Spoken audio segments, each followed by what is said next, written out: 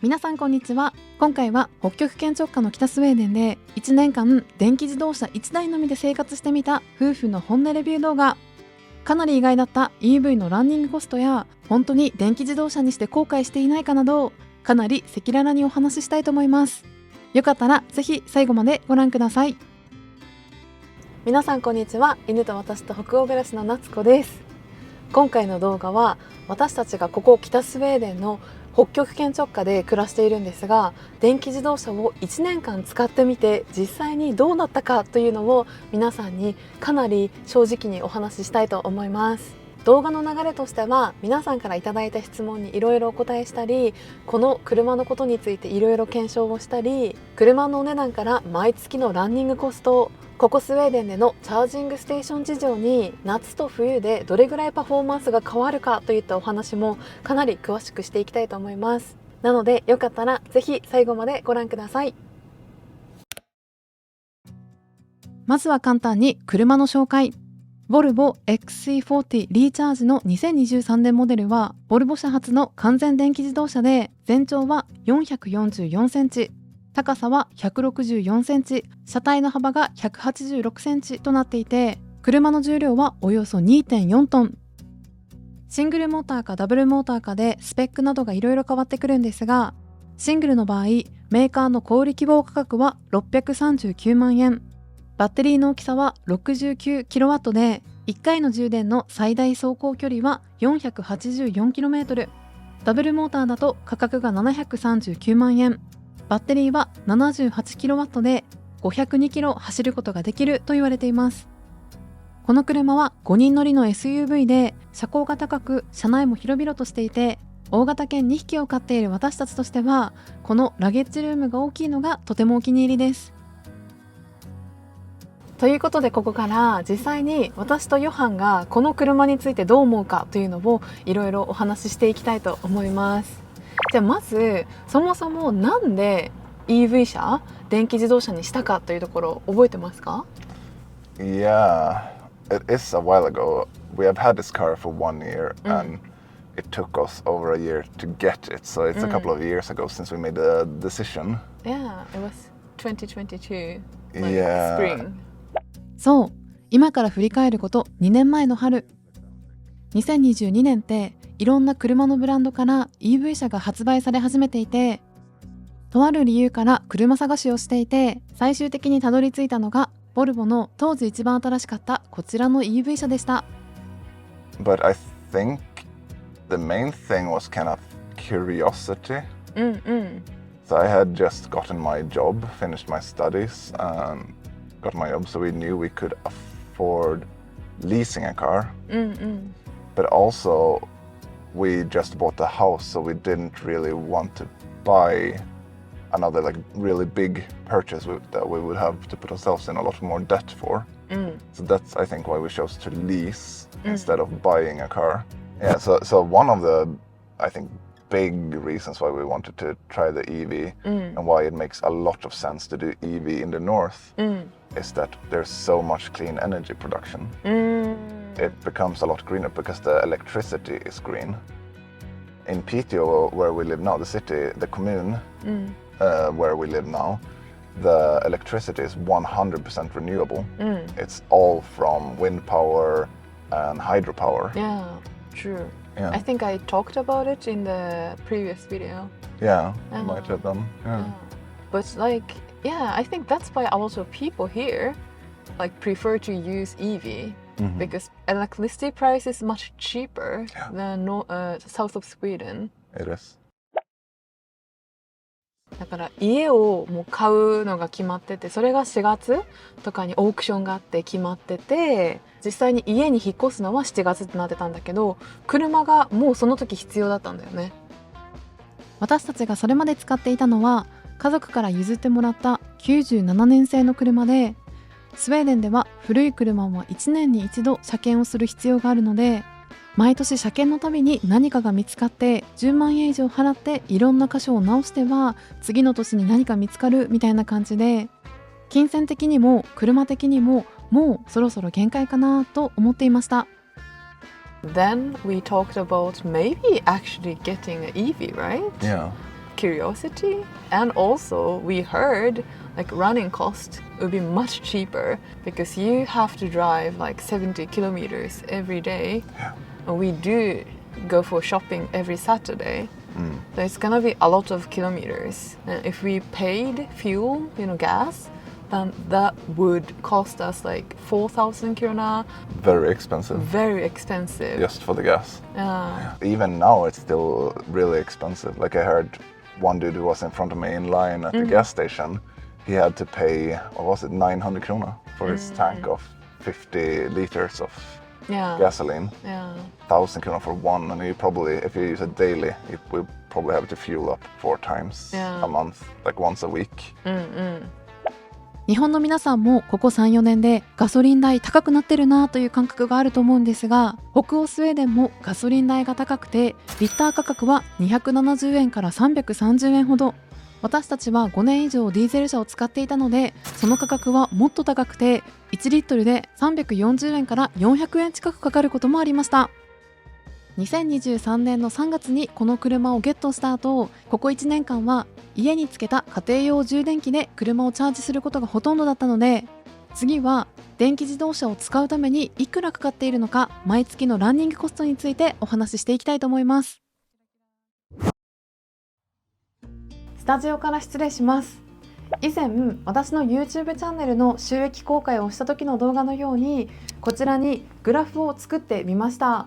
左側には充電にかかった1ヶ月の電気使用量、そして右側には充電するために電気代がいくらかかったかが書いてあります。ご覧いただけるように、家庭用充電器で1年間にかかった電気コストはおよそ10万円、1ヶ月に換算すると平均8300円程度なんですが、皆さんはこの数字を見てどうお感じになりましたか？動画の前半で電気自動車が納車されるまでに11ヶ月から12ヶ月かかるというふうにお話ししていたんですが、その間はボルボの V60 というディーゼル車を貸していただいていて、その時の毎月のランニングコストがおよそ4万円。年間では50万円以上は燃料費に使っていたので、電気自動車に乗るようになってから確かにランニングコストは下がり、燃料費だけで考えると5分の1しかかからないという結果になりました。ただここで注意しておきたいのが、動画の中でもお話ししたように、私たちは車を購入したわけではなくリースさせてもらっているので、車をサブスクしている状態で、車に乗っても乗らなくても毎月必ずかかるリース料金というのがあります。私たちはアップグレードがゼロのベースモデルを使っているんですが、そういった車体のモデル以外でもリース料金が変わる大きな要因があって、それが年間の走行距離。36ヶ月の契約をする前に、じゃあ1年間で私たちが何万キロ走るかというのを事前に考えてサブスクする必要があります。私たちの場合は普段使いだけで年間 1.5 万キロは走ると分かっていたので、1年間で2万キロまで走れるというリース契約をしています。じゃあ実際に2万キロ以上走っちゃったらどうなるかというところなんですが、私たちは最初の1年間はトータルで1万7000キロ走ったので、その状況にはならなかったんですが、もしリースで契約した距離より走った距離が多くなってしまうと、多く走ってしまった距離分だけ超過料金というのがかかる仕組みになっているみたいです。ということで、年間2万キロまで走れるという契約で、リース料金を日本円に換算すると保険料込みでおよそ10万円。なのでリース料として年間に120万円、電気代で10万円ほどかかる計算なので、年間のトータルコストは130万円。私は正直高いなと思ってしまうんですが、皆さんはこの数字を見てどう思いましたか？ And I get a lot of question about like how possible, having an EV in the north of Sweden. Yeah, I think that this question is kind of overblown. Like people are too scared of using EVs, at least from our experience and from what we have heard. So already when we decided that we wanted to lease an EV instead of a gas or diesel, we had seen a lot of people using EVs around in Luleå where we lived at the time. Yeah. Like EVs started to become really common. True. We talked about this, maybe every 10th car or something you saw already done was an EV. So I wasn't super worried. And then I did some research online. You did some research online. We talked to like my dad who works at Volvo. Like everyone is just like, no, it's fine. Yeah. You get a shorter range for sure. But if you don't need to travel like hundreds of kilometers every day, it's not a problem. Yeah. But it is true. The range does decrease a lot in the winter compared to the summer, especially when it's very cold. Yeah. ということで、まずは夏に走る場合、もちろんその日の気温や冷房の設定、高速道路を走るのか市街地を走るのか時速何キロで走るかなどで走行可能距離は変わってくるんですが、気温が25度前後だと高速道路を時速110キロで走る前提で走行可能距離は300キロでした。一方冬になるとヨハンが言っていたように走れる距離というのは短くなる傾向があり、外の気温が1度で充電が 90% の時、これには220キロを走れると書いてあります。So do you want to talk about like winter time use? Did we ever ride this car in like minus 30? Yeah, so we have driven this car in at least minus 27. Yeah. And what I noticed then is, yes, the range go down a lot compared to the summer. Yeah. We're talking maybe 170 to 180 kilometers on a 90% battery. Yeah. Even worse if you just drive on a cold battery. But what you can do is always go into the app and start the heating of the car like half an hour before you're driving. And if you do that, then it won't really be a problem. No.私たちが住んでる場所って冬は寒い、でも夏はあんまり暑くないんだよね。25度になる日もたまにあるけど、基本的には20度前後で、なんか25度とか27度8度になったら超嬉しいっていう感じなので、なんかこの灼熱の中で運転は今まではしたことないんだよね。 I know that Volvo, they test their cars very thoroughly in cold climates. そうそう。 So they're built for cold climates in a lot of ways. もし皆さんの中で夏の運転結構大変っていうのがあったら、ぜひ逆に教えてほしいなと思います。で冬は今言ったようになんかもちろんバッテリーの減りが早いんだけど、私たちの場合は結構なんか行く場所が決まってたり、どれぐらいの時間使うかとかが分かるので、あんまり問題になったことはないです。でも冬は旅行はできないね。 No, and that's something we probably wouldn't feel if we had a gasoline or diesel car. Yeah, so we always have that thing in the back of the mind, and that's really just a combination of not being sure if there will be chargers everywhere we need, and the distance we can drive being so much shorter in the winter. Yeah. そうだね。そして充電ステーションについて、なんか日本だとチャージする時間でお金が取られることがあるっていうふうに聞いたんですけど、スウェーデンでは私たちが使ったことがあるチャージングステーションは全部キロワットアワーなんだよね。Yes. でキロワットアワーでなんか100円とかその場所によって何円って決まってるから、だからどんなに早くチャージしようがどんなにゆっくりチャージしようが、チャージした量だけ請求されることが多いかなと思います。What I can say about it is that it is a bit more expensive if you use the really fast chargers. Yeah. So like at home you have a very slow charger, right?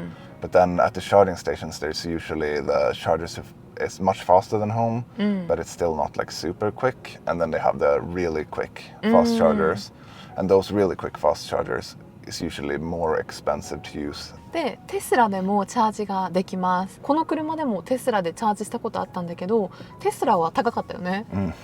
Yeah, the Tesla stations, it's not my favorite. あとなんかアプリもちゃんとしなきゃいけなかったり、いろいろ大変だったね。I think that's right now one of the worst things about driving an electric car if you need to use charging stations is all the apps. It's not been like unified. I think the EU is working on it right now, and they want to force some kind of one app, but it's not happened yet. So right now it's like you need to be ready to download apps on the go, because it's very likely if you need to charge that this specific charging station you have found does not use any of the 10 apps you have already downloaded. 確かに。もしかしたら日本もそうなのかもしれないから、日本のその充電ステーション事情もめっちゃ気になります。去年の夏にノルウェーに行った時1000キロ以上走ったんだけど、その時のチャージングステーション事情みたいなのは動画にしているので、もしよかったらそちらもチェックしていただけると嬉しいです。Then like biggest question that I think everybody was wondering is that like what happens if we're stuck in a traffic jam? ということで今の気温は5度、バッテリーの残油量が 70%。 じゃあこの状態で1時間待ちたいと思います。 Let's do it. So we have actually had a time lapse going here to the side, and we have been sitting here now for I think a little bit over an hour. We have been using, so right now I have the steering wheel heat on.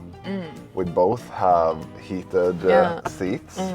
We have had climate control going the whole time, keeping this car cool and nice. Yeah, you're charging your phone too. I'm also charging my phone. Yes.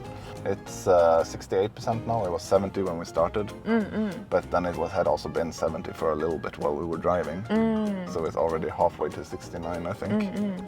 なんか同じ感じで、私も実は1時間車に座ってなんかどれぐらい減るんだろうと思ったことがあって、数週間前に試したんですけど、その時は 1% しか減りませんでした。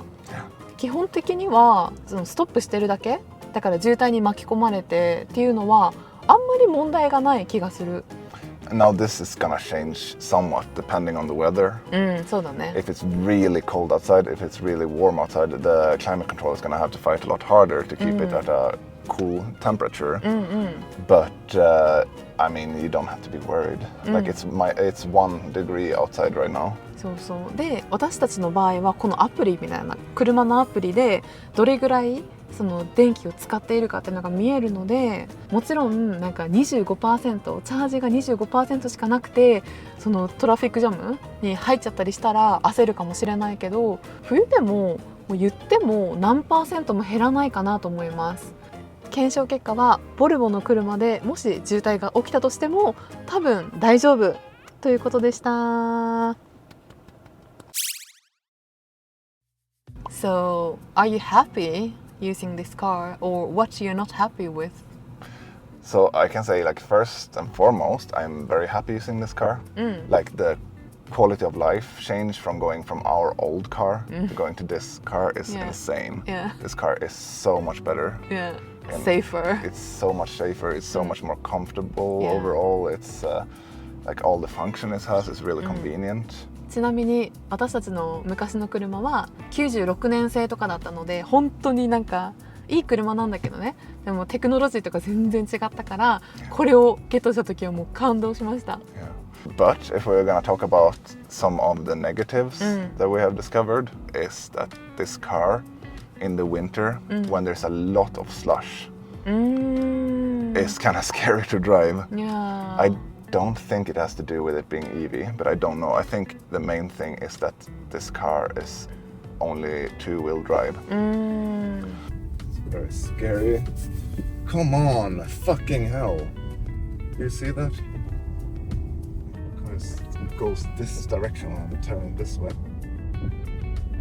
Oh my god, that was scary as fuck. Holy shit. Like, it's usually no problem, but in those kind of extreme conditions where it's incredibly slippery, incredibly slushy like that, then it's not ideal. 確かに。Do you have something you don't like? この車自体でここが嫌っていうところはないんだけど、でも思ったよりやっぱりコストがかかるなと思った。It is expensive, and it's a bit more expensive than we hoped, but that's the leasing price. I don't like how I think this is true for almost every leasing company now, but every car company that leases, but I don't like how they put basic functions that like everyone needs as add-ons that you have to pay more for, like you said, the hook, but also like the winter tires on this car. Like if you live in the north of Sweden, that's not an add-on, it's law. You must have winter tires. 当初契約した時、契約しますって言った時の思ってたよりも1万5,000円とか2万円分はプラスで払ってる気がします。ボルボでは結構サブスクいろいろあって、ディーゼル車とかもあったんだけど、結局はこの11ヶ月とか12ヶ月待っても EV 車を試してみたいなと思って今36ヶ月分のリースをしています。なので今、ちょうど1年使って24ヶ月後にはディーラーさんにお返ししてまたそれからどうするかっていうのは後で決めようというふうになっています。だからそのヨハンがさっきEV 車にすごい興味があるから乗ってみたいっていう話だったんですけど、正直もしリースじゃなかったら私たち買ってないと思います。Is it a good investment? We didn't know. No, and I don't know if EVs are a great investment just yet when thinking about resale prices because the batteries are not just swappable, right? You're kind of stuck with the batteries. もっとみんながたくさん EV 車に乗ってじゃあ実際に EV 車がどれぐらいの価格で売れるとかバッテリーは消耗するからじゃあこれを10年間乗れるのかとか私たちは正直レビューとか見てもあんまりわからないことも多かったしちょっと買うのはリスキーかなと思う。It is risky, and I think but that's more about our situation. I feel like because if we knew that we were gonna stay here for 10 plus years, you can be more careful with saving the battery, like never charging to 100%, never ever letting it go under 20%. Like we have been a little bit sloppy. Like when we know we're going for a very long trip, we charge it up to 100%. That's something like we wouldn't do. I wouldn't say we would ever do if we owned it. True. And then I think the battery life would be fantastic. Yeah. Yeah. So the whole thing with the leasing car, like having the car for like 3 years, which is what we did, and then after that just decide what we're gonna do next. That felt like the best choice for us right then. Yeah. Like being like early in our careers and stuff like that, not really knowing what's up next. Yeah. So didn't really lock ourselves down with anything. Like honestly, I don't have too many things to complain about, and the things I have to complain about are not related to it being EV, really. Except for like infrastructure stuff. Like there's not enough charging stations along the road in the north.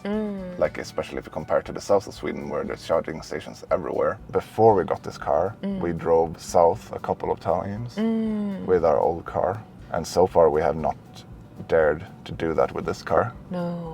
In winter I would never do that, but in summer I think it's fine because there are charging stations along the way, but I've also heard rumors that like it's quite far between when you get to like middle Sweden where there's not a lot of middle north Sweden where there's not a lot of cities. Yeah. It's kind of hard to find chargers, and then there's a lot of people traveling those directions too, so there's a lot of people, like long lines. Everyone needs like 40 minutes to an hour to charge, and then it's like 4 cars in front of you on the line, so you can be stuck half a day just waiting to charge. But it might be an idea to drive down this summer. We are going to my parents this summer, right? Yeah. So we could try to drive the car down. So maybe. Experiment. I think we have the range for that. Yeah. For one back and forth trip. Cool. Yeah. You can think about it. このボルボの搭載されてるスクリーンがあるんだけど、そこで Google マップで調べられるんだよね。どこにチャージングステーションがあるか。If we say we wanna go to Stockholm now. そうだね。5回チャージする必要がありますって書いてあるね。で12時間で行けるよっていう。Yeah, I can do this. Rutinformation. And you have here, it even says charge for 12 minutes, charge for 15 minutes, charge for 24 minutes. ルレオからストックホルムに行くってなれば5回チャージしてくださいって書いてあって、すごくなんか分かりやすいというか、これで先にプランができるのであんまり焦る必要もないかなと思います。It's a good app. It's a good app. It's a very good app. そしてここまで見てくれた皆さんに、私もこの動画を編集しながら知ってびっくりしたスウェーデンの EV 事情をシェアしたいと思います。今年の3月時点でスウェーデンで登録されているプラグインハイブリッド車と電気自動車の数はトータルで58万台。その内訳は 48% がプラグインハイブリッド車、52% が EV 車という風になっています。これはスウェーデンで登録されている自家用車の 12% に当たるんですが、結構多いと思いませんか？また去年1年間の新車の販売台数のおよそ6割が充電可能な車両だったということにも驚いてしまいました。そしてスウェーデンで人気トップ10の車両はこちら。私たちが使っているボルボの CX40 もこの中に入っていて、テスラからはモデル X とモデル3がランクインしていました。実はスウェーデンもかなりの車社会で、ガソリンやディーゼルの価格がリッター300円と考えると、車を動かす燃料費だけで月4万円から5万円かかるということも多いので、電気自動車で家で充電するだけでランニングコストが5分の1になるなら、リッター60円ぐらいで走れてるみたいな感覚になるのかなと思います。またガソリン車も EV 車もどちらも新車って高いので、そうなるとやっぱり EV 車とかプラグインハイブリッドを買う方がお得に感じるのかなと思ったりもしました。もし皆さんから EV 車に関する質問やリクエストがあれば、夏の長距離運転の動画でお話できるかなと思いますので、よかったらチャンネル登録をしていただいて、皆さんがこの動画を見てどう思ったのかなど感想をお待ちしています。ということで今週も最後までご覧くださりありがとうございました。皆さんとまた来週お会いできるのを楽しみにしています。ヘイドー。Hej då!